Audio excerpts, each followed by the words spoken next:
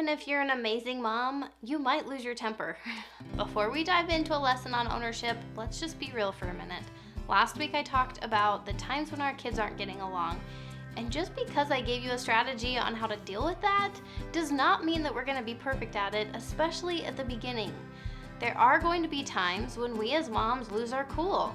And when this happens, we can be really hard on ourselves. We know we shouldn't have done that. We know our kids don't deserve that. And yet we're human. And like it or not, we are just going to make mistakes sometimes. So now what? Well, we feel guilty.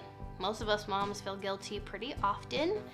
And it's not wrong to feel guilty, but we definitely don't want to sit in that or let that guilt drive our actions. So after losing our temper, we want to show compassion and grace for ourselves and also continue trying to improve and to do better next time. So today we're going to try to find that sweet spot. I will help you find out why you lost your temper and how to fix it. You might already think you know why you lost your temper, but chances are it's actually going to surprise you. So why did you lose your temper? We need to understand what happened before we can fix it for next time. So go back into that moment right before you lost your temper. I know you're probably trying to block it out, but go back into that moment. What was going on? What would you say caused you to freak out? If you're like most moms, including me, you would say something like, I lost my temper because my kids were fighting. Even though we're not proud of it, we still feel like our kids caused us to lose our temper. They pushed me past my limit. They weren't listening. They didn't pick up their mess. They were talking disrespectfully. They did this, they did that. But the thing about this perspective is that it puts us at the mercy of our kids or our surroundings. It turns us completely helpless for feelings to just kind of happen to us, and then we have no choice but to lose our temper or take whatever action is just naturally happening, right? But mamas, we are stronger than this. We are smarter than this. We're adults, and we can decide right now to learn a little lesson on ownership. We lost our temper. We made that choice. Absolutely, our surroundings contributed to how we were feeling, but we did not successfully manage ourselves, and so we made a mistake. Did you hear how many times I said we? This may sound harsh or a little bit unsettling to you. We would way rather justify how we acted, and certainly it feels better to blame someone else for our behavior.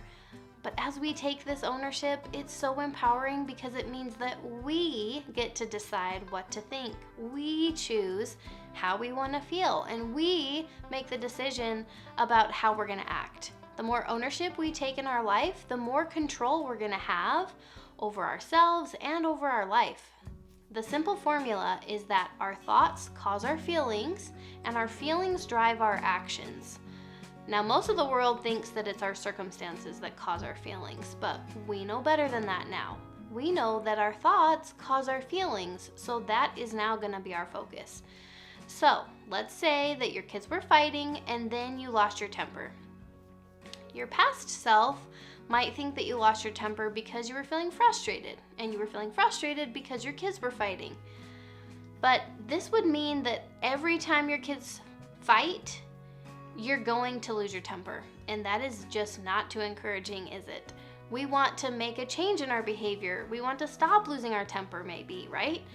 And we want to be able to do this no matter what is going on around us or no matter what our kids are doing, because we know that we can't control that. We cannot control how our kids are going to act. So what I want to offer you is that you lost your temper because of what you were making their fighting mean.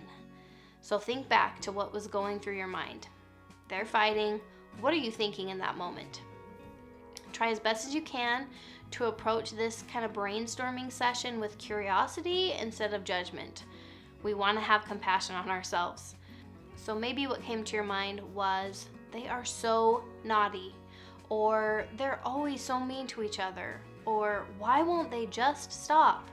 They never listen. I hate this time of day. They are always fighting.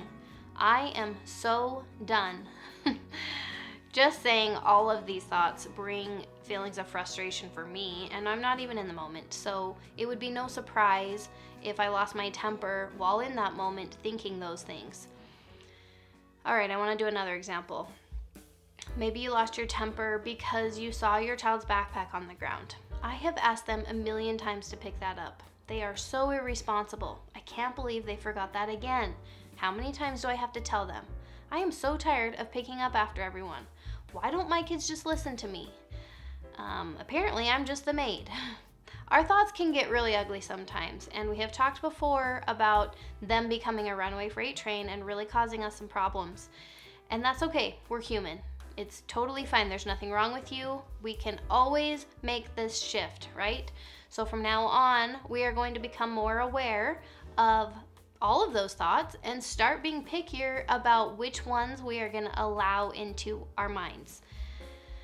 So we're starting to see what went wrong.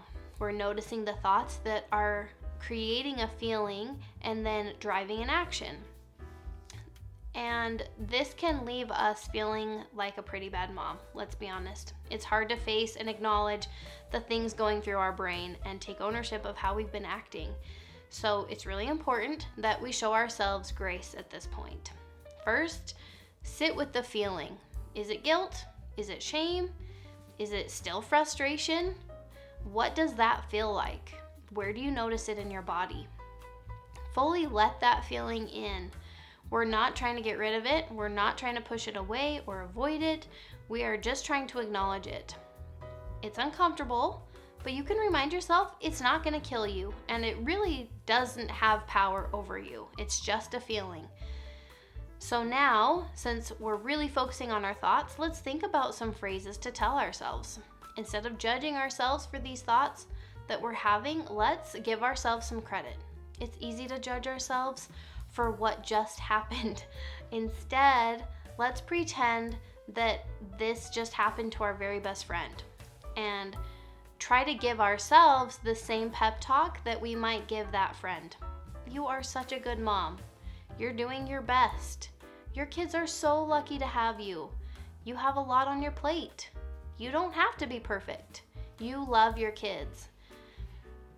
Those are just a few ideas. And I'm going to be vulnerable with you guys and tell you that I really struggle the most with this part, this whole having compassion on yourself.